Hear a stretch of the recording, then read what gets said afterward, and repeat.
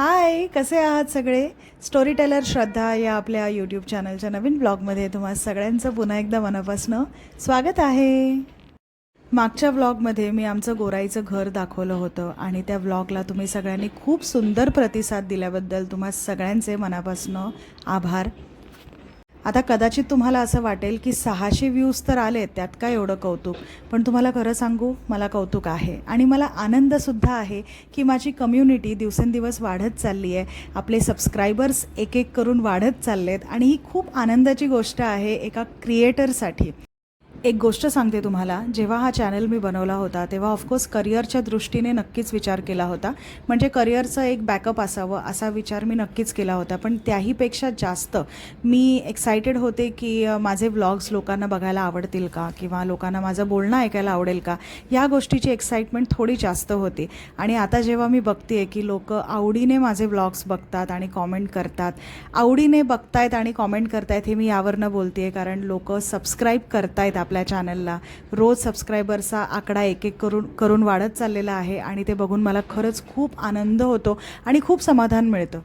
10-10 मिनिटांचे 15-15 मिनिटांचे व्लॉग्स बसून बघणं, व्लॉगला लाईक करणं, कॉमेंट करणं आणि चॅनलला सबस्क्राईब करणं, ही एक खूप मोठी देणगी आहे तुमच्याकडनं मला मिळणारी आणि त्यासाठी मी खरंच तुमची खूप आभारी आहे. चला तर मग आता आपण आपल्या व्लॉगकडे वळूयात. ह्या व्लॉगचा शॉर्ट व्हिडिओ मी ऑलरेडी आपल्या चॅनलवरती अपलोड केलेला आहे. तो जर का नसेल पाहिलात तर नंतर बघा जाऊन, पण त्याआधी हा व्हिडिओ संपूर्ण बघा. तर जसं की तुम्ही मागच्या व्लॉगमध्ये पाहिलं, मी आणि अमित शनिवार रविवार गोराईला गेलो होतो आमच्या घरी आणि तिकडनं रविवारी आम्ही रिटर्न आलो खारघरला. मग सोमवार, मंगळवार, बुधवार आम्ही आमच्या कामांमध्ये व्यस्त होतो. मला ॲक्च्युली थोडी कामं होती. गोव्यावरून आल्यापासून मी एकही ऑर्डर घेतली नव्हती, किचन चालू केलं नव्हतं मी, त्यामुळे मला भरपूर गोष्टी घ्यायच्या होत्या, स्टॉकअप करायचं होतं बेसिकली. तर त्यासाठी आम्ही बाहेर गेलो होतो. APMC मार्केट, इकडे तिकडे बऱ्याच गोष्टी असतात. तर ते सगळं सामान भरता भरता 3 दिवस गेले आणि दुसरे ब्लॉगसुद्धा मला एडिट करून अपलोड करायचे होते, त्यामुळे मला काही फार वेळ मिळाला नाही त्यावेळेला शूट करायचा, फक्त एडिटिंग करत होते मी. तर हा व्लॉग मी शुक्रवारी शूट केलेला आहे आणि नॉर्मल दिवस जसा मी घालवला ते सगळं शूट केलेलं आहे तुम्हाला दाखवण्यासाठी. सकाळी उठल्यापासून आपल्या रुटीनला सुरुवात होते. आता मी माझ्या मॉर्निंग रुटीनमध्ये काय काय करते ते तुम्हाला आत्तापर्यंत व्लॉग्समध्ये बघून थोडंफार लक्षात आलंच असेल. माझी सकाळ होते ब्लॅक कॉफी किंवा लिंबू पाण्याने. मग त्यानंतर मी एक्सरसाइज करते, मग थोडंसं लिखाण काम असतं आणि मग छोटी मोठी कामं घरातली आणि त्यानंतर मग आंघोळ आणि मग इतर सगळ्या गोष्टी. बरं, मला तुम्हाला एक गोष्ट सांगायची आहे की माझ्या एक्सरसाइज रुटीनमध्ये मी अजून 2 गोष्टी ॲड केलेल्या आहेत, अनुलोम विलोम आणि कपालभाती. ह्या 2 गोष्टी मी जेव्हापासून प्रॅक्टिस करायला लागले तेव्हापासून माझा सायनसचा त्रास खूप बऱ्यापैकी कमी झालेला आहे. मला प्रचंड त्रास होता सायनसचा, पण ह्या 2 गोष्टी प्रॅक्टिस करायला लागल्यापासनं मला फरक जाणवत आहे. तर तुम्हाला पण जर असा कुठलाही त्रास असेल, मायग्रेन असेल, सायनस असेल किंवा अजून कुठलाही त्रास असेल तुम्हाला, सर्दी वगैरे, तर तुम्ही कपालभाती, अनुलोम विलोम ह्या 2 गोष्टी प्लीज चालू करा तुमच्या रुटीनमध्ये सकाळच्या, आणि त्याने तुम्हालासुद्धा नक्की फरक पडेल याची मी तुम्हाला खात्री देते. हे सगळं बोलता बोलता मी लंचमध्ये काय बनवलं होतं ते तुम्हाला सांगायचंच राहिलं. अमितने मला सांगितलं होतं की काही वेगळं बनवू नको, साधंच काहीतरी बनव. म्हटलं चला आपण दलिया बनवूयात, कारण दलिया हा हेल्दी पण असतो आणि टेस्टी पण लागतो. मग त्याचबरोबर मी अंडी उकडून घेतली होती आणि हे आहे लिंबाचं लोणचं, जे मी माझ्या गावावरनं आणलेलं आहे.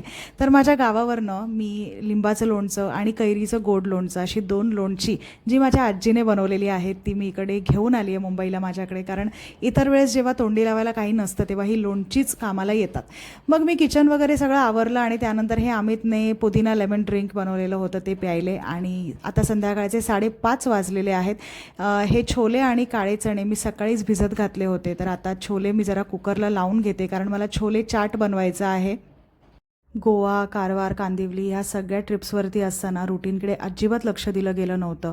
पण ते ऑब्व्हियस आहे, कारण get togethers, functions, casual dinner plans, ह्या सगळ्या फॅमिली इव्हेंट्सना सगळे लोक एकत्र येत असतात, मजा मस्ती करत असतात, धमाल करत असतात, खात पीत असतात. आणि ह्या सगळ्यात जर आपण असं बोललो की अरे मी डाएटवरती आहे, मी हे खात नाही, मी ते खात नाही, तर ते बरोबर दिसत नाही आणि ते करणं पण योग्य नाही असं मला वाटतं. कारण फ्लेक्झिबल राहणं हे खूप इम्पॉर्टंट आहे. तुम्ही काहीही करा, करा आयुष्यात.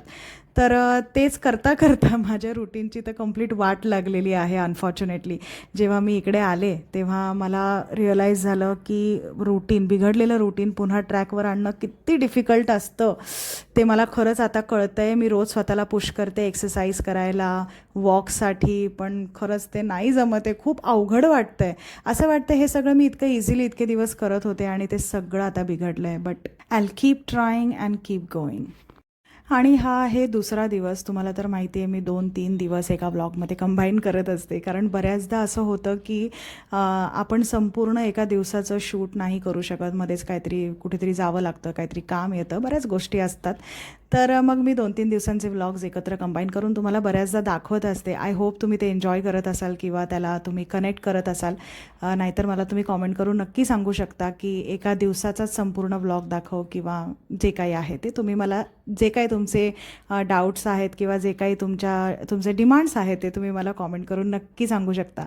तर हा आहे शुक्रवारचा दिवस आणि मी इथे दुपारी माझ्यासाठी थालीपीठं बनवायला घेतली. भरपूर दिवस झाले थालीपीठं नव्हती खाल्ली. म्हटलं चला आज थालीपीठ बनवूयात, कारण अमित पण घरी नव्हता, बाहेर गेला होता सकाळपासून. मी एकटीच होते. म्हटलं चला आपण स्वतःसाठी थालीपीठ करूयात आणि अमितसाठी पण थोडंसं मी पीठ भिजून ठेवलं होतं थालीपीठांचं. म्हटलं तो आल्यानंतर मी त्यालासुद्धा गरम गरम बनवून देईन. मग मी मस्तपैकी माझ्यासाठी इथे 3 थालीपीठं बनवली आणि खाऊन घेतली. रोज तेच जेवण जेवून पण कंटाळा येतो आणि आता मी डाएटवर असल्यामुळे नुसतीच अंडी, पनीर, चिकन, दलिया तेच खाऊन मलाही कंटाळा आलेला असतो. असं वाटतं काहीतरी चवीचं खावं. आणि थालीपीठ तर काय आपलं ऑल टाईम फेवरेट आहे. मिश्र पिठांचं बनलं जातं, त्यामुळे ते हेल्दी पण असतं, टेस्टी पण लागतं, तोंडाला जरा चव येते.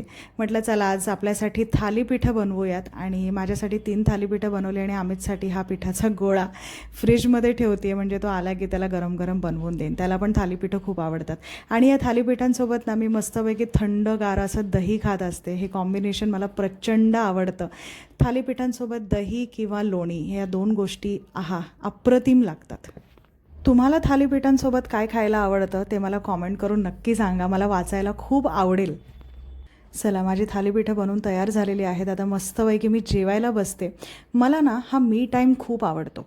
म्हणजे एरवी घरातल्या माणसांच्या हिशोबाने जेवण बनवावं लागतं. मग कोणाला काय आवडतं तर कोणाला काय आवडतं. आता आमच्याकडे मी आणि अमितच राहतो फक्त, पण तरीसुद्धा आमच्या दोघांच्याही आवडीनिवडी खूप वेगळ्या आहेत, म्हणजे विरुद्ध आहेत असं म्हटलं तरी काही हरकत नाही. त्याला कारल्याची भाजी अजिबात आवडत नाही, पण मला कारल्याची भाजी खूप आवडते. त्याला वांगं अजिबात आवडत नाही, पण मला वांगं प्रचंड आवडतं. त्यामुळे रोज जेवण बनवताना प्रश्न पडतो. असो, चालायचंच. तुम्ही हा ब्लॉग शेवटपर्यंत बघितल्याबद्दल तुमचे मनापासून आभार आणि आपल्या चॅनलला प्लीज सबस्क्राईब करा. आणि आता तुम्हाला प्रश्न पडेल की मी कुठे चालली आहे, थालीपीठं खाऊन मी कुठे निघाले अचानक, तर तुम्हाला हे मी पुढच्या ब्लॉगमध्ये सांगते मी कुठे चालली आहे ते. चला तोपर्यंत सगळ्यांनी काळजी घ्या आणि आता आपण भेटूयात पुढच्या ब्लॉगमध्ये. बाय.